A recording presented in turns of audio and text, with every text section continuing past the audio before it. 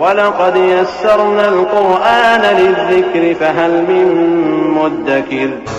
اور ہم نے قرآن کو سمجھنے کے لیے آسان کر دیا ہے، تو کوئی ہے کہ سوچے سمجھے؟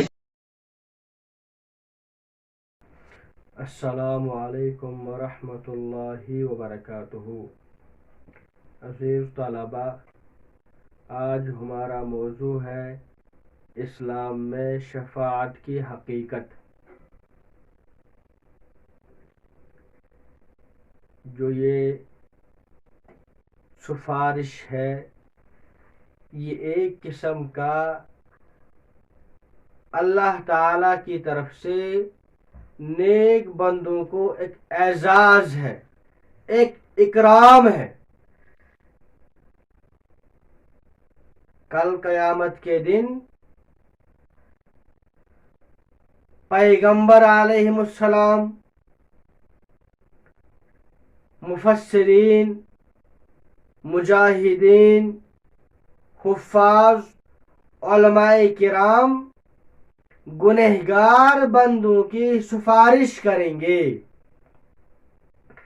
لیکن یہ سفارش کسی بھی مشرک کے بارے میں نہیں ہوگی،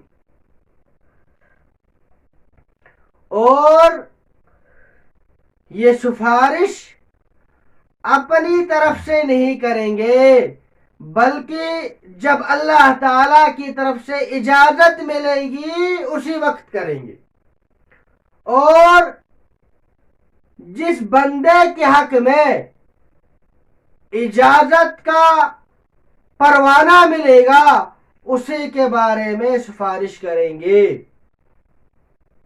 مشرک کے بارے میں کسی بھی صورت میں سفارش نہ ہوگی، نہ کی جائے گی۔ یہ ایسا نہیں ہے جیسا کہ عیسائیوں کے یہاں مشہور ہے، نعوذ باللہ من ذالک، کہ حضرت عیسیٰ علیہ السلام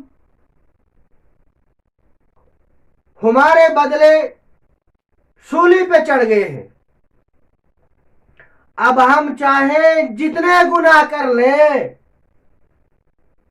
تو اب وہ سارے گناہ معاف ہیں، اور ہماری طرف سے حضرت عیسیٰ علیہ السلام نے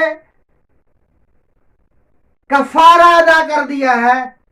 ایسا نہیں ہوگا، بلکہ جو شخص مشرک ہوگا اس کے بارے میں قطعی طور پر سفارش ہوگی ہی نہیں، قبول تو دور کی بات ہے۔ اور جو انبیاء علیہ السلام، مفسرین، مجاہدین، علماء کرام، حفاظ جو سفارش کریں گے وہ بھی اللہ تعالیٰ کی اجازت کے بعد، اور جس بندے کے بارے میں اجازت کا کہا جائے گا اسی کے بارے میں سفارش کی جائے گی۔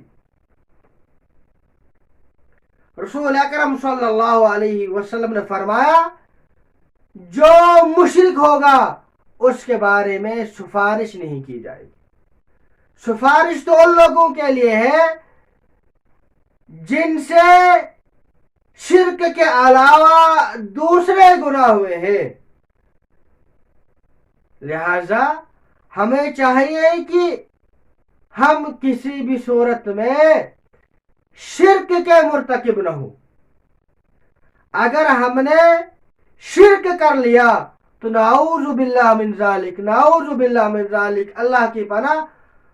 تو جو قیامت کے دن ایک سہارا ہے عام انسان کے لیے، وہ رسول اکرم صلی اللہ علیہ وسلم کی سفارش، یا حفاظ، مجاہدین، علماء کرام کی سفارش، تو وہ اس سفارش سے بھی محروم رہے گا۔ اللہ تعالیٰ سے دعا ہے کہ اللہ تعالیٰ ہمیں شرک سے حفاظت فرمائے، اور ہماری موت جو ہے وہ توحید پر ہو، راہ راست پر ہو، اور شرک سے ہم باز رہے۔ والسلام علیکم ورحمۃ اللہ وبرکاتہ۔